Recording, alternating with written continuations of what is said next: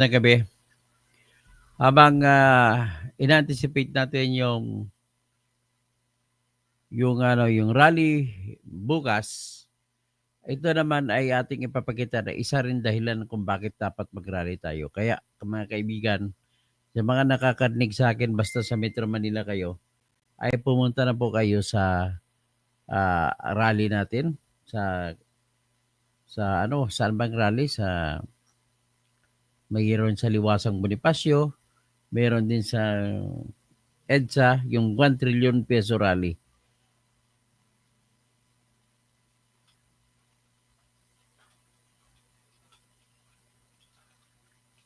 Para once and for all, matapos na natin itong problemang ito. Sa People Power Monument, sa Rizal Park, at marami pang lugar pa, no? Sa venues, so marami venues talaga. So ito yung venues natin, ha? Sa EDSA People Power Monument, doon yan, meron doon. Sa Luneta, meron din. Sa Cebu, sa Bacolod, Iloilo, sa mga lahat na ng mga major cities, kayo dyan sa Jensan, sa Davao City, sa Butuan, Iligan, sa Cagayan de Oro City, sa Coronadal City, Cotabato City, Zamboanga City, lahat po kayo, lumabas kayo para magsumigaw laban sa flood control project. Tama na ito. So yan, habang magre-report tayo patungkol dyan, meron akong isang ehemplo na kung bakit talaga dapat tayo ayaw ko lang re-rebuild, magra-rally na lang. Isang dahilan kung bakit. Isa sa mga dahilan na napakatindi. Una, bago ko sabihin itong dahilan na to, ay nais ko lang ibabanggitin si Arjo Atayde.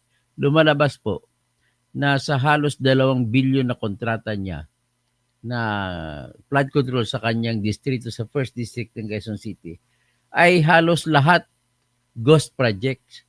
Nang ibig sabihin, ang pera ay napunta sa kanya.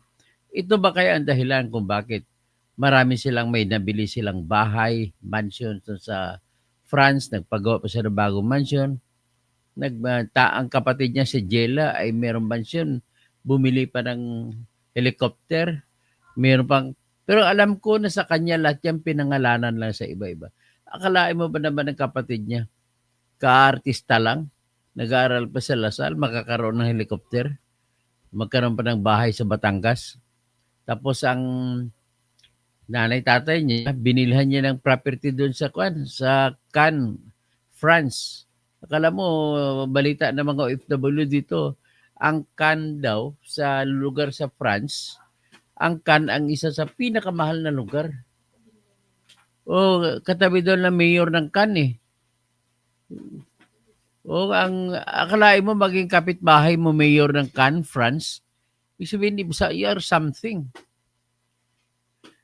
Tapos, ang dami, hindi mo na may bilang, si Diskaya, matindi, mayaman, ang mga engineer na Engineer Bryce, akalain mong surrender ng GMC na, kung hindi ako magaling, mga 35 million, 31 million ang halaga.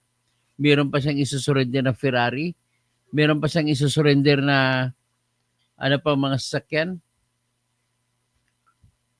Ang lahat po ng kontraktor ay yumaman at yumaman talaga. Meron din sa yung Batanggenyo na kurakot na congressman na si Edwin Gardiola. May bahay na 500 plus million dollars sa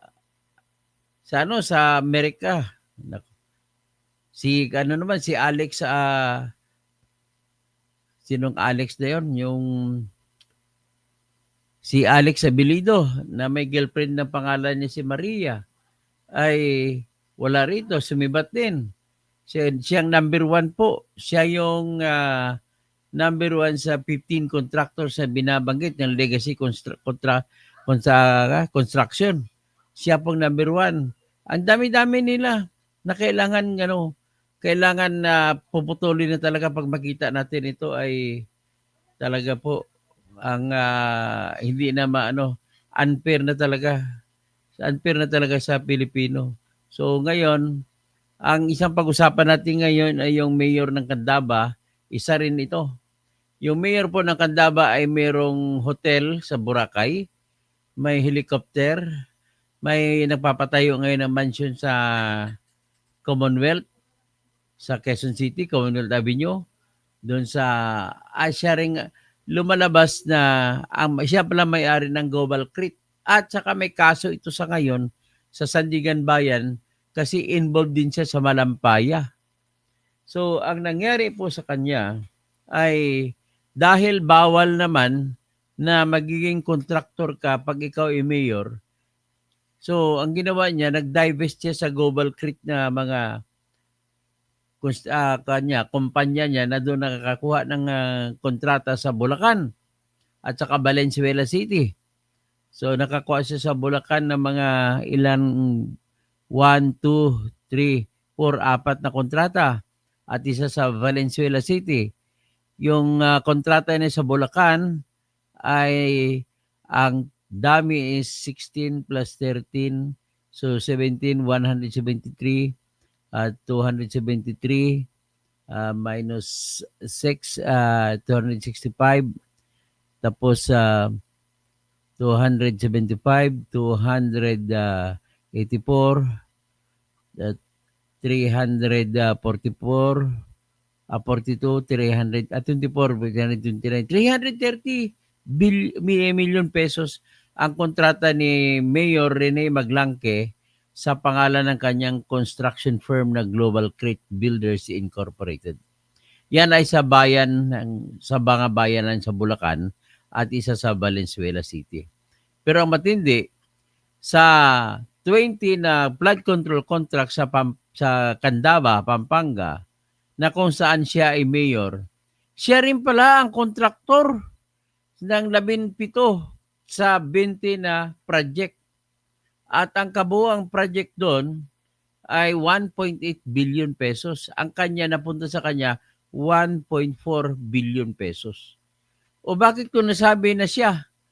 Ang pangalan ng kontraktor na nanalo sa Candaba na flood control project sa Malisik River ay Santo Cristo.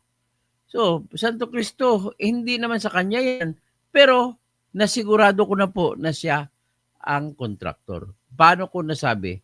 Kasi nakita ko na mga ebidensya na hiniram lamang pala niya ang lisensya ng Santo Cristo at siya rin ang nagpapatakbo. Ngayon, nangyari po yung kontrata dyan sa Candaba na mga depektibo po ang ginawa niyang mga flood control projects. At dahil depektibo at ayaw niya na madali kasi nag-inspection na si Bongbong Marcos at buo na ng tinatag na EC o Independent Commission on Infrastructure at saka nag-imbestiga ng Blue Ribbon Committee at saka sa Kongreso nag-imbestiga na rin at ang pangyari niyan ay so ginawa niya ng paraan na hindi mabibisto yung mga sira-sira na hindi magandang pagkagawa ng flood control project sa Malisik River diyan sa Pampanga, Candaba. So sa buong Pampanga ay nasa 17 billion pero sa Candaba alone ay malaki na. Nasa 1.8 billion ang dami ng kontrata. Sa dami ng kontrata, ang nakalusot lang diyan na hindi Santo Cristo ay ang Great Pacific Builders na nakakuha ng 70 billion na pag-aari naman ni Carly Discaya. Tapos ang isa pa nakakuha na hindi Santo Cristo ay Nest Sun Builders. 70 billion din, million din. Tapos isa sa Ed Marie Construction and Trading, 91 million. Ito naman, kontraktor to sa Arayat. Nako, mga paboritong kontraktor si Kan. Ang may-ari niyan sa Ed Marie ay si Kan. si Edgardo Aguilar Sagom. O, bata ni Aurelio Dong Gonzales. So, yun lang nakakuha doon. Saka yung Great Pacific na pag-ari ni pag-aari ni Diskaya. So, what is interesting here sa sa mga kontrata diyan ay ipakita ko sa inyo. I-examine natin o sisain natin isa-isa. Ito ang kontrata niya. Ang Santo Cristo po ay pangalan lang. Ang totoong kontraktor ay si Mayor Rene Maglangke. Akalain mo mayor ka sa Candaba, ikaw pa kontraktor? Bastos. Bawal sa batas yan. Okay. So yan, no? Isa-isa natin ang kontrata niya. Sa number 1 na contract niya nakalista rito, ito ay rehabilitasyon ng Pampanga River naman ito. So, ibig sabihin, hindi malisik. Ang halaga ay 91 million. So, ang pangalan niya, Rehabilitation ng Pampanga River along Candaba, Pampanga. Mandasig, Pasig, Lanang Section. Tapos, ang kasunod niya kontrata ay Construction of Sloop Protection at Malisik River, Phase 4. O, pagkatapos, next is Construction of Sloop Protection at Malisik River, Phase 3 ba? Phase pa, bakit hinihiwa-hiwalay pa? Tapos isa, Phase 3 din ito, Construction Malisik River, Santo Cristo. Ang kontrata, ang presyo identical, parehong 78,000. Plus lang, konti lang diferensya. So anyway, meron dito ng kasunod na malaking kontrata Santo Cristo din, 144 million. Walang bidding nangyari nito. O, ilang 144, 750. Yung kanta mo, ginaya ng mga taga-UP.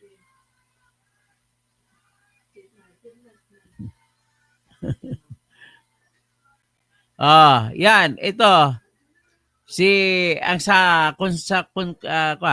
Sa kontrata niya na sloop protection work sa Malasik River sa Barangka section ay 144,750,000. Presyo, walang butal. So, ibig sabihin, walang ibang kontraktor, siya lang. Tapos, ang kasunod, sa Magumbal section, Santo Cristo pa rin, parehas din ang presyo, 144,750,000. So, walang ibang kontraktor. Anak ng klase. Sunod, ang sa Malasik River din, Mapaniki section, ang halaga ay 144,750,000 din. Wala ring kalaban. Walang butal. Grabe, walang bidding na nangyari. Sunod, Santo Cristo pa rin, ang sa Malasik River sa Salapungan section din, 144 million din, 150,000. Grabe. Walang kalaban. Grabe, walang kalabang bidder. So, ang dami Ang dami niyang Santo Cristo lahat. Isa lang nakapasok na hindi, Great Pacific ni Diskaya. At saka may isa pa nakapasok, Nessan Builders. Tsaka Ed Marie Construction na kay Dong Gonzales. So, ladies and gentlemen, nakakahiya naman talaga itong ating bayan. Pag ikaw mayor sa isang bayan mo, ay bawal ka sumali sa mga kontrata dyan. Anong nangyari?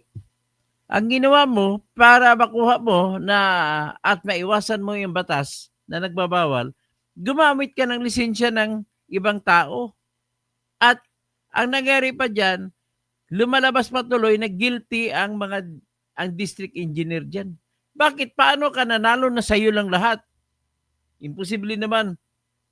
Wala na may ibang kontraktor? Oy. Grabe talaga. Mayor Maglangke. Isa pa, ang narinig ko sa sa sa sa TikTok na palabas ni dating Mayor Jerry Pelayo, ikaw ay may helicopter. Ikaw ay mayroong hotel sa Boracay. Nakabili ka ng hotel doon. At ikaw ay may nagpapatayo ng mansion sa sa Quezon City, sa Commonwealth. Grabe to si Mayor Maglangke talagang big time ka na, Mayor.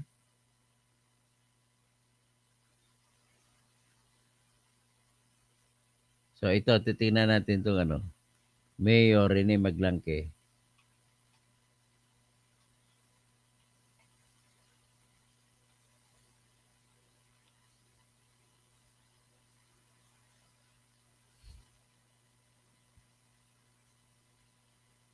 Tingnan natin, papakinggan itong sinasabi ni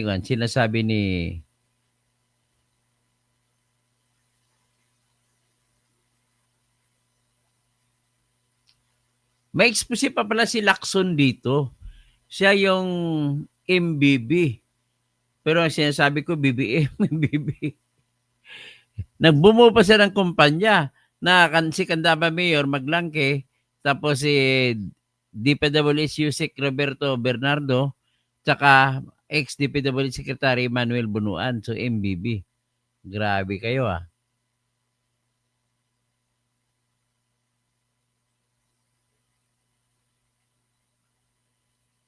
Paano ito ngayon ang expose ni Lacson?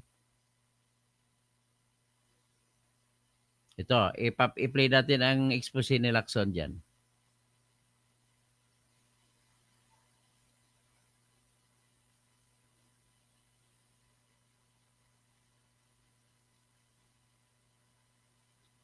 Galing naman si Maglangke Super yaman na Maglangke Ngayon, sabi ni Vince Dizon, kukunin lahat ng mga kinita ninyo, babawiin. Ayan. Bernardo Bunuan, MBB. Bulacan has proven to be the national sewer of corrupted flood control projects. Hindi na nakapagtataka na marami ang nagkalkal ng record ng mga kontraktor sa buong probinsya. Isa na dito ang Global Crete Builders na kumubra ng 2.195 billion flood control projects mula 2018 hanggang 2024 sa Bulacan pa lamang. Ang Global Crete ay pagmamayari ng mga Maglangke ng Candaba. Growing family business indeed. Pero hindi pa dito natatapos ang kwentong pamilya. Ang mga Maglangke rin ang may-ari ng MBB Global Properties Corporation na siya namang nagmamay-ari ng Windham Garden Hotel sa Clark, Pampanga na itinayo. Ano to? Windham Hotel? Windham Hotel sa Clark, Pampanga. Pero mayroon pa siyang hotel sa sa Boracay. Talagang halos 1 billion piso. The 2024 General Information Sheet o GIS of the MBB Global Properties Corporation would show the following. Macy Monique Maglangke, President.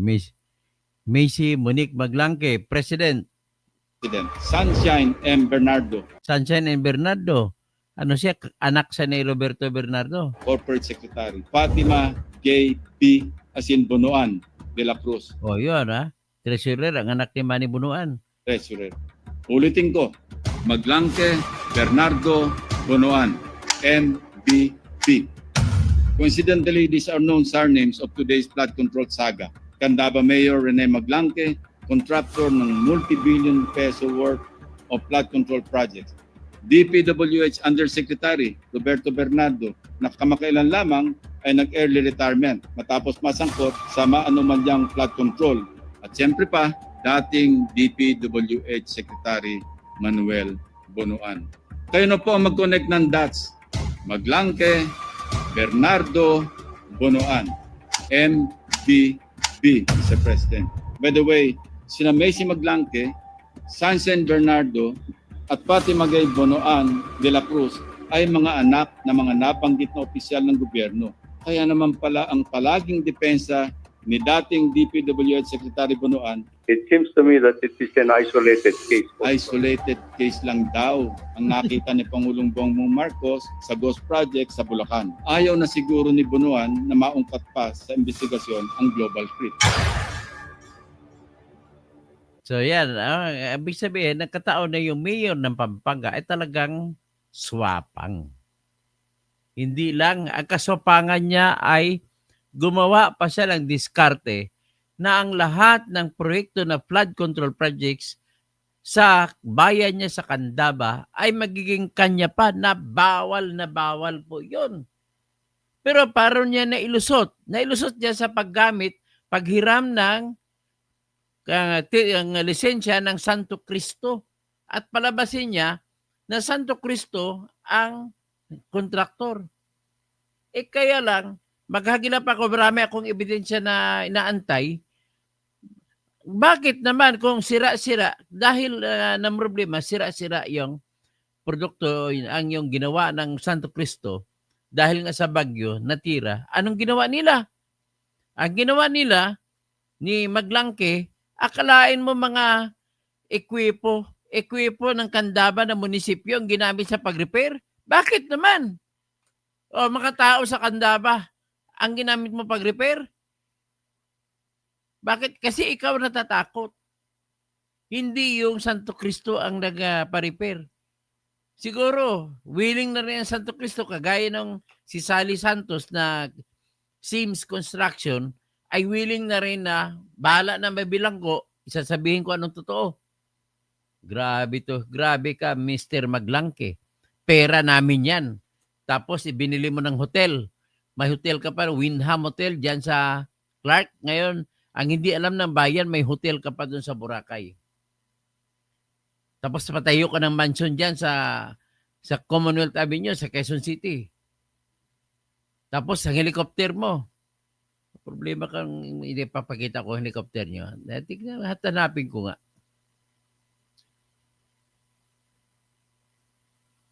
May helicopter siya eh.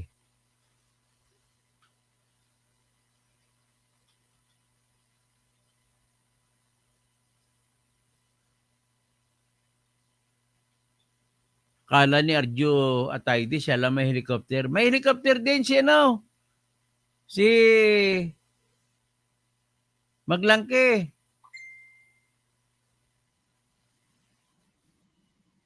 Oh, yan. Hanapin natin.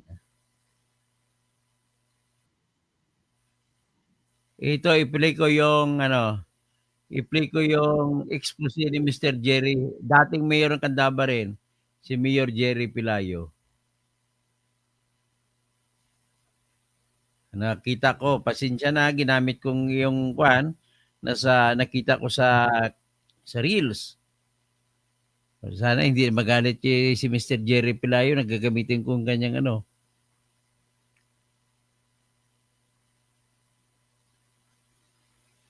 kanyang expose. Ito, i-play natin. Ni Mayor Rene Maglangke siya bumili ng isang helicopter. Wala po sinabi si Vizcaya, worth 100 million. Siya bumili rin ng isang luxury jet, worth 350 million na sa akin po yung model. Wala po sinabi si Vizcaya. Okay?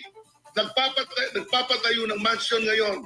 Kahit i-demanda niyo ako, patutunayan ko totoo sinasabi ko, ng isang mansion sa Fairview, bumili ng hotel sa Boracay. Inamin mismo ni Mayor Rene Maglangke siya bumili ng isang helicopter. Wala po sinabi si Vizcaya, worth 100 million. Siya bumili rin ng isang luxury jet, worth 350 million na sa akin po yung model. Wala po sinabi si Vizcaya. Okay? Nagpapatayo ng mansion ngayon. Kahit i-demanda niyo ako, patutunayan ko totoo sinasabi ko, ng isang mansion sa Fairview, bumili ng hotel sa Boracay. Inamin mismo ni Mayor Rene Maglangke. So yan na nga ang pinangangatawanan ni Kwan. Pinangangatawanan niya ng aking kaibigan na si Mr. Jerry Pilayo. So magpapalo up tayo dyan mamaya. Kung ano siya, matindi talaga si Maglangke. Iyan sinasabi ni Ping Lacson na BBM o MBB. Maglangke, Bunuan, Bernardo. Si Manuel Bunuan ang sekretary ng DPWH, yan ang kasabot niya, tsaka si Yusek Roberto Bernardo ng DPWH. Yan, si Rene Maglangke na mayor ng Candaba. Yan, matindi yan. Pangangatawanan ni Mr. Jerry Pelayo yan. Yan na po. Ating pagdasal natin ng Pilipinas na gagawa ng paraan ng Panginoon.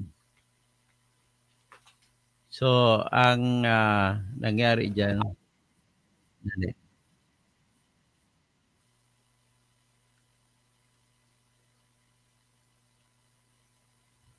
So, iyan ang katauhan ni Mayor Maglangke. Isa rin ito dapat bibitayin sa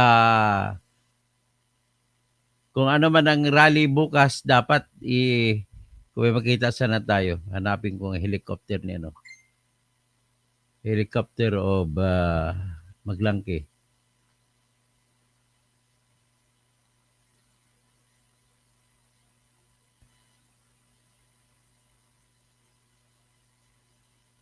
Ibang klase.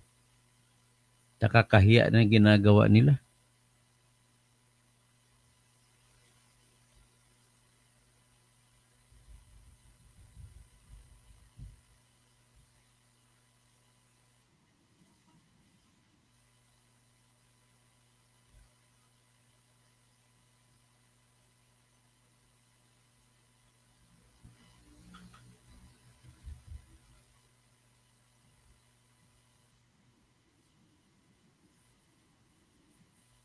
Ito papakinggan nyo, ipe-play ko.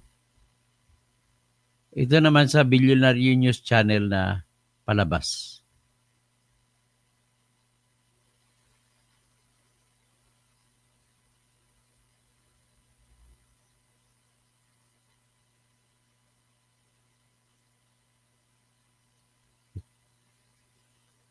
Hindi nito Billionaire News Channel. In government contracts, nangangamoy sa buwatan, aabot sa 3 billion pesos in government contracts ang nasungkit umano ni Candaba, Pampanga Mayor Rene Maglangke mula 2018. At dalawang mataas na opisyal ng DPWH daw ang kanyang umanong kapuntsaba. Narito ang exclusive agenda report ni Joash Malimban. Sa isang privilege speech kahapon, inilahad ni Senate President Pro Tempore Ping Lacson ang umano'y koneksyon ni former DPWH Secretary Manuel Bunuan, former DPWH Undersecretary Roberto Bernardo at ni Candaba, Pampanga Mayor Rene Maglangke. Ayon sa kanyang expose, pagmamay-ari ng tatlo ang MBB Global Properties Corporation, ang kumpanyang may hawak sa 5 billion peso Wyndham Garden Hotel sa Clark, Pampanga. Ani Senator Lacson, trinace niya ang 2024 General Information Sheet ng kumpanya at napag-alaman na ang mga anak ng tatlong opisyales ang major shareholders. Macy Monique Maglangke, President. Sunshine M. Bernardo, Corporate Secretary. Fatima Gay B. Bunuan de la Cruz, Treasurer. Kayo na po ang mag-connect ng dots. Ayon daw sa 2024 GAS, si Macy Maglangke, anak ni Mayor Maglangke, ang nakalistang presidente ng kumpanya. Ayon sa ilang post ng kanyang ama noong 2023, isang labor attaché si Macy sa Migrant Workers Office sa Los Angeles, California. Magandang umaga po sa ating lahat. Ayan, siguro nagtataka po kayo kung bakit pumasok ko kanina nakasalamin. Nung Lunes po kasi, dumating po ako dito sa Pilipinas nung Saturday pa yung Friday. Galing po akong US, nung kasi ako na-assign sa Los Angeles, California. Una nang iniulat ng Billionaire News Channel na nakakubra ng 1.9 billion pesos worth of infra projects ang Global Creek Builders ni Mayor Maglangke mula 2022 sa Region 3. Sa aming mas malalim na pagsisiyasat, napag-alaman namin na mula 2018 aabot sa mahigit 3 billion pesos ang kontratang nakuha ni Mayor Maglangke sa iba't ibang parte ng bansa.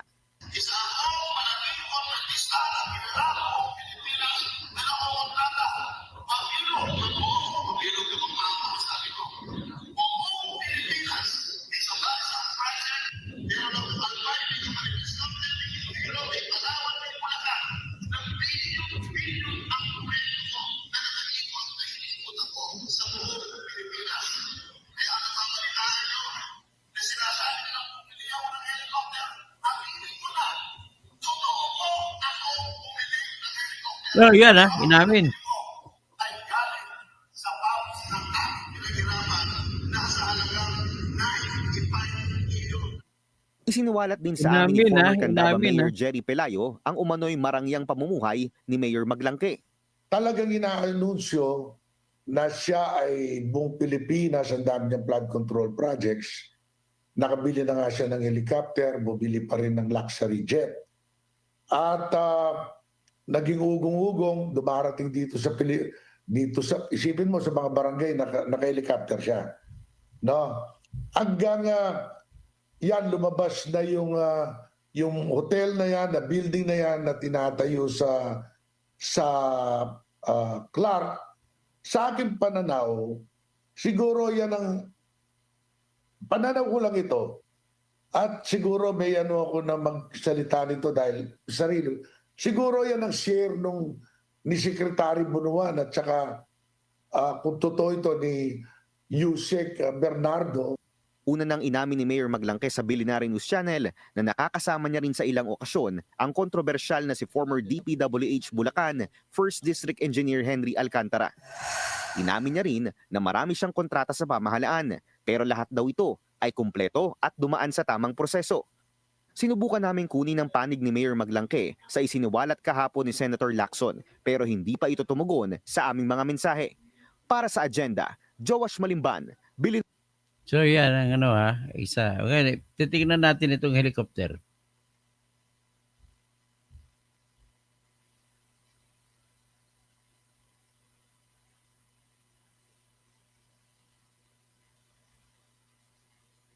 So makita mo, nakasakay yan na nakapula sa likod, yan ay si Maglangke.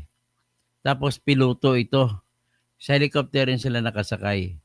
So ito yung helicopter ng pinarada. Kita nyo, helicopter, pinarada.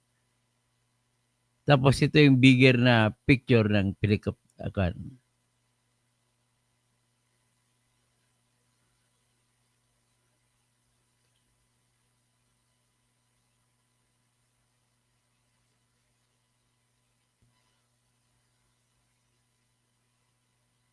Ito, tingnan natin ang isang helicopter.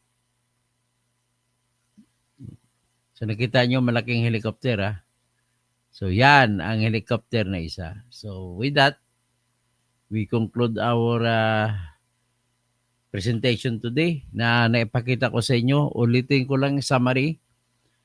Ang mayor ng Candaba, Pampanga na si Rene Maglangke ay contractor din na may-ari siya ng Global Crit Construction na may kontrata din siya na sariling kontrata sa pangalan niya na nangungontrata kahit siya ay mayor. Dapat niya ay binitawan niya ang pag-aari niya dyan sa Global Crit. So ngayon, dahil bawal naman mangontrata ka sa bayan mo, ay ang ginawa niya, nanghiram siya ng lisensya. Lisensya ng Santo Cristo Construction ang ginamit niya sa pangontrata dyan sa lahat ng flood control project dyan except for the 3. Sa lahat except for the 3 sa Candaba na flood control projects na ang total ay 1.4 billion pesos ang kanyang nakulimbat. So ngayon, ang trabaho niyang Santo Cristo ay substandard. Nakita na substandard. So nireklamo din niya ni Jerry Pelayo substandard. Kaya napilitan siya ngayon na ayusin ang problema. Hindi yung Santo Cristo ang nag-ayos. Ang nag-ayos ay, alam mo sino? Ulitin ko lang, yung mga ekwipo ng munisipyo ng Candaba ang ginamit sa pag-aayos. Anong ibig sabihin yan? Di yung mayor din na may-ari. Ang klase. Yun. Magbabasahin ko ano ninyo, ha? Babasahin ko yung inyong mga message bukas. Inaya ko kayo. Kita-kits tayo kung saan kayo. Mamili lang kayo kung saan kayo pupunta. Marami ang mga venues. Okay. Kay Brutsa Barutso, shout out. Okay. Tapos si Gregorio Rimulta. Hi, hello po, Dr. To, watching from Phoenix, Arizona. Ay, kayong bayan mo talaga, Gregorio. Wala na talaga ito. going to the dogs. Kaya nga sa sunod, ang kakanta natin eh, where is the dog? Out! Oh! Oh! Oh! Oh! Yeah, we're like dogs anymore. Tapos, si H, any news about missing sa Bungero? Ayun, maghanap tayo ng bagong balita sa missing sa Bungero. Ami Calnia, good evening, Atty. Toto, salamat. Natsimpuhan kita ng live. Salamat din po. Gustong-gusto ko makinig lagi sa content mo. Salamat po. Helen Bagyo, good evening po, Senior Toto, Tirador Kausing. Hope okay po kayo. Reyes, good evening sir. Baka meron maka-rescue sa mga dog na naiwan sa ICC na abandon dahil sa demolition po. Salamat.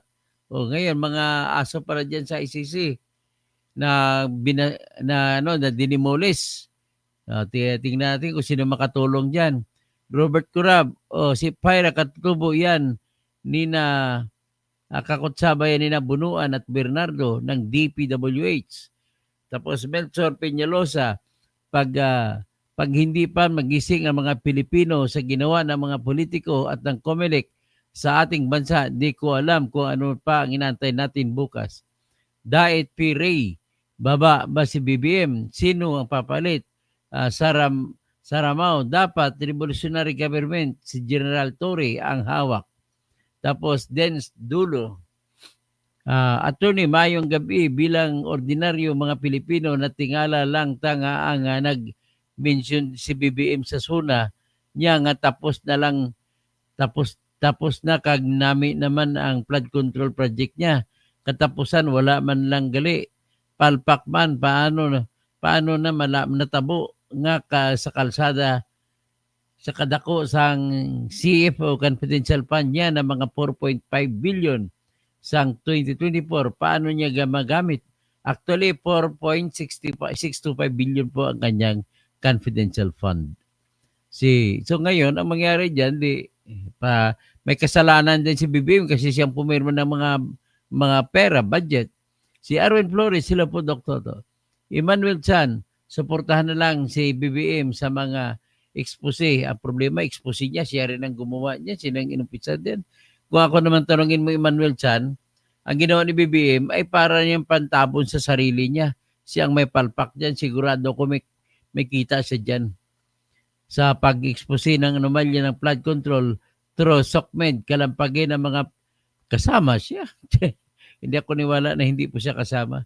Si Jose A. Engineer Toto, dyan sa malapit sa Dr. Santos Station, biglang nagkaroon ng ongoing work para sa flood mitigation. May blue sack cover, parang madalian. Ganun ba? Hinabol siguro, hinabol.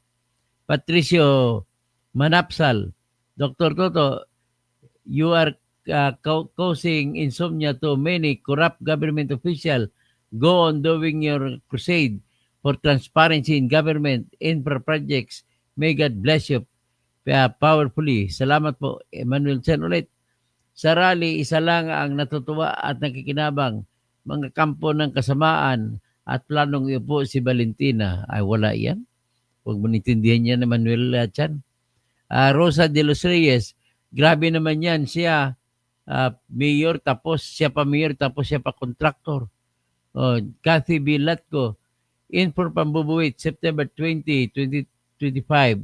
Saturday, as it unfolds yesterday, the multi-billion flood control issue is just the tip of the iceberg and talks only of the excess projects being given by Romualdez and Saldi to themselves and Kay Alice. In the vital info today gathered by intelligence officers from the AFP and PNP, this is the scale of the interagency organized syndicate we now call the Philippine government.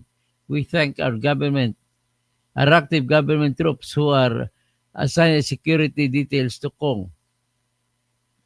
So, Heriberto Filemon Indiapi, papasukin mga magnanakaw, kulong pa.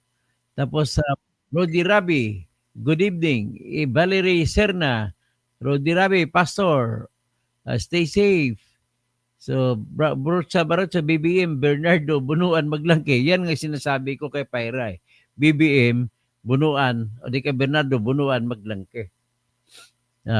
Pastor Rodi Rabi, si Konda Alim, Idol Toto, pa-shout out, salam, alaikum assalam, insala sa mga kapatid ko mga sa Islam, mga Rodi Rabi, Tolits Glory, dapat i-freeze din ang lahat ng bank account ng mga yan.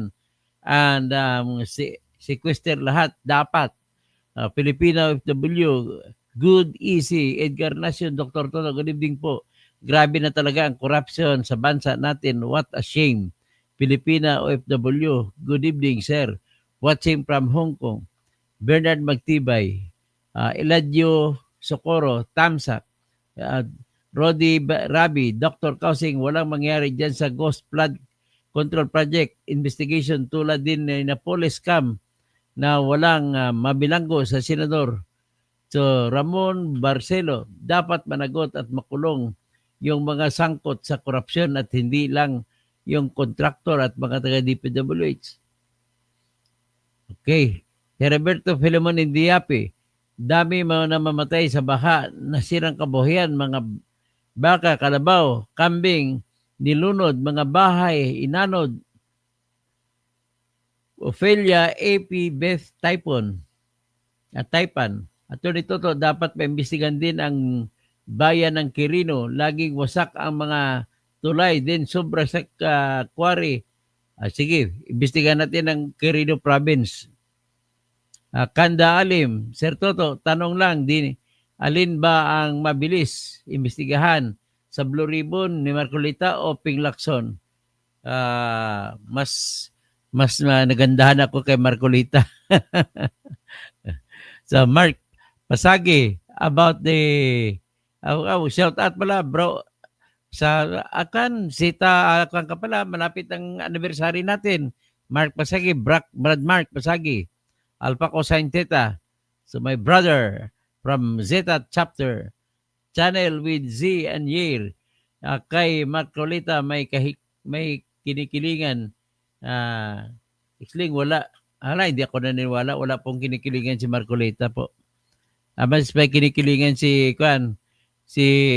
Ping Lacson kasi hindi nila tinatago nila yung si Romualdez. Magkasabot niya si Soto. Kay Marcolita may kinikilingan.